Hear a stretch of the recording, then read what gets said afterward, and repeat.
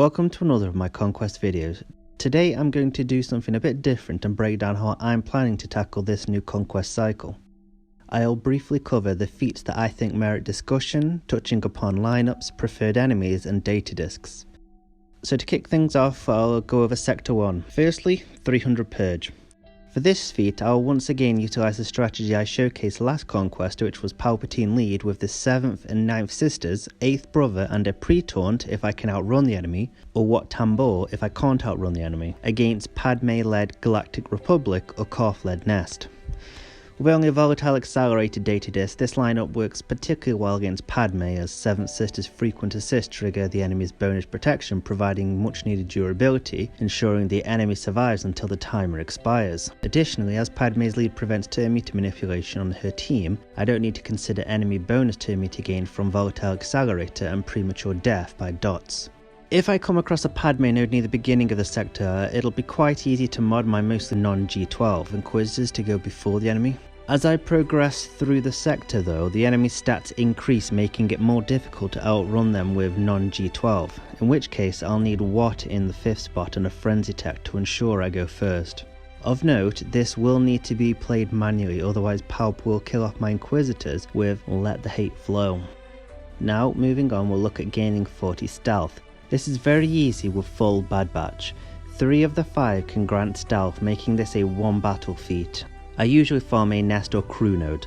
A few Amplify Agony is usually enough to easily kill off all but the aforementioned characters, leaving a relatively simple farm.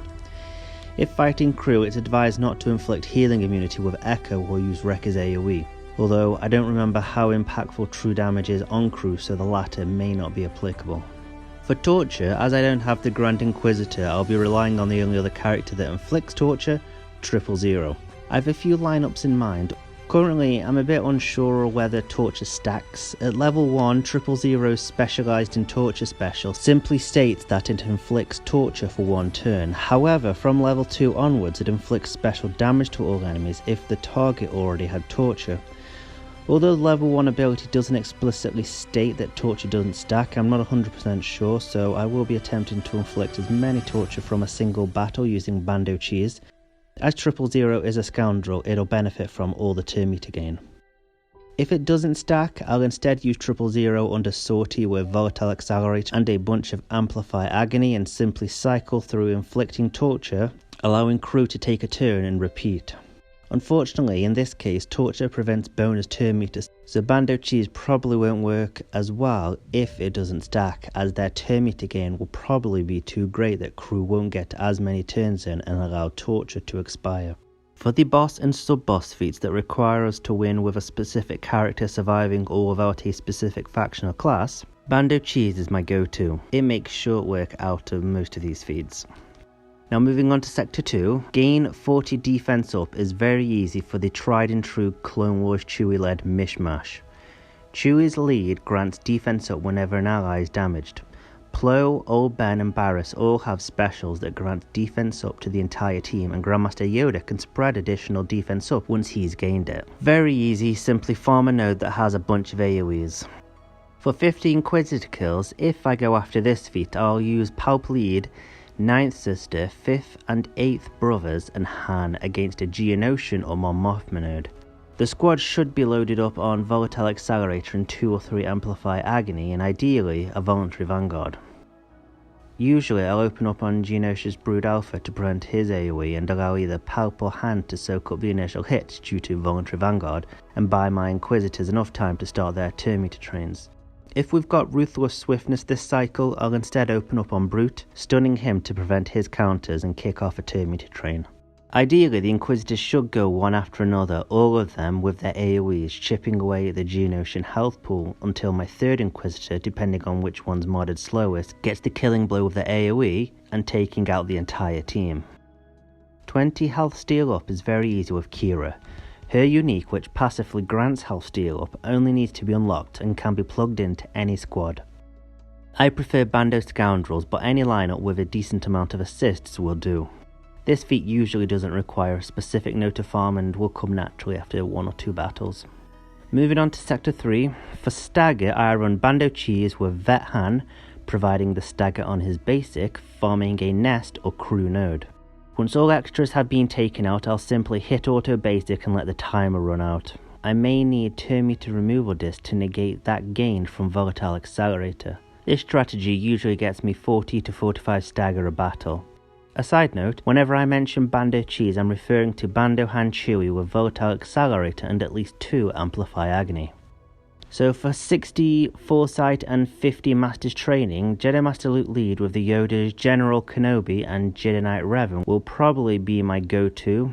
They all mostly grant ample foresight. This, along with the global feat requiring us to win 40 battles with Jedi, makes Sector 3 ideal to knock out these various Jedi-centric feats passively with 1 or 2 teams. If I've not got the aforementioned Sector 3 feats by the end, I'll probably farm a nest or crew node.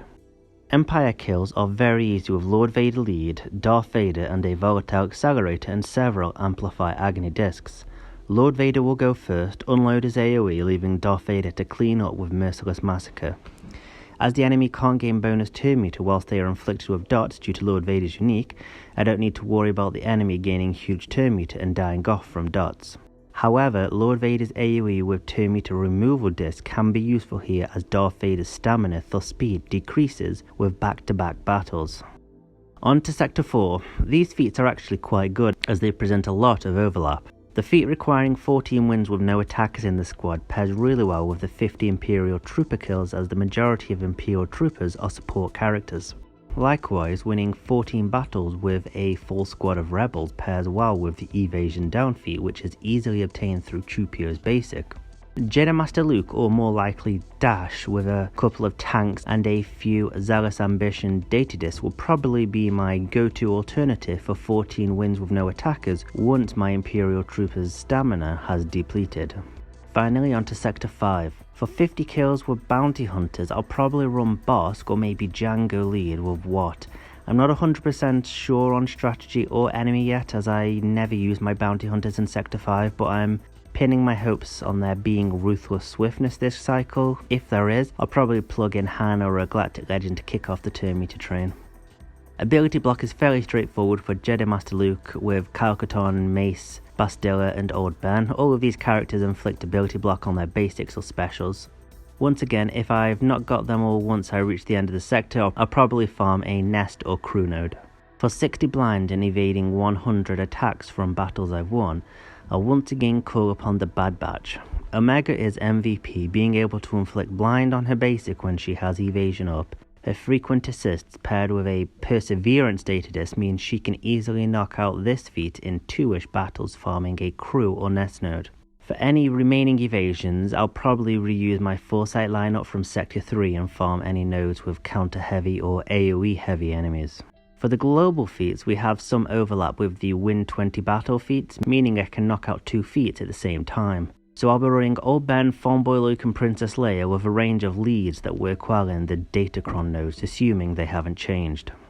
The General Grievous B2 variant with a Voluntary Vanguard marking General Grievous and Volatile Accelerator and several Amplify Agony discs equipped works great in the Sector 4 Tusken node as they only have single target attacks.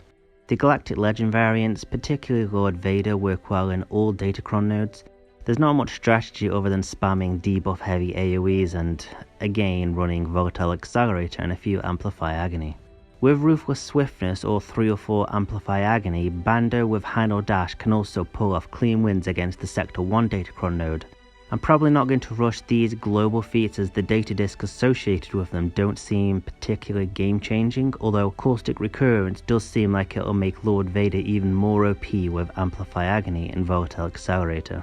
The final feat I'll cover is the 100 kills of Jedi Master Kenobi or General Kenobi. I won't be tackling this until I've completed Sector 5 and got all the other Jedi feats, as I'll probably accrue a lot of kills with these two without much effort. If I'm lacking, I'll either run Jedi Master Kenobi and General Kenobi only and farm Scarif Rebel Pathfinder kills on a Mon Mothma node, or run General Kenobi under Jedi Master Luke and farm the Sector 1 Bounty Hunter node, and simply keep calling General Kenobi to assist with Jedi Master Luke's granted ability Inherited Teachings. The Sector 2 sub-boss node could potentially also be a good source to farm kills due to the modifier that node has, passively reviving after 10 specials have been used, so we'll have to wait and see on that one. So that's my rough game plan. I know a lot of these lineups aren't the most accessible, but as always I'll be uploading videos for individual feats using non-Galactic Legend lineups. I hope this has been of help or interest. As always, any questions or suggestions let me know below or find me on Discord. Till the next video.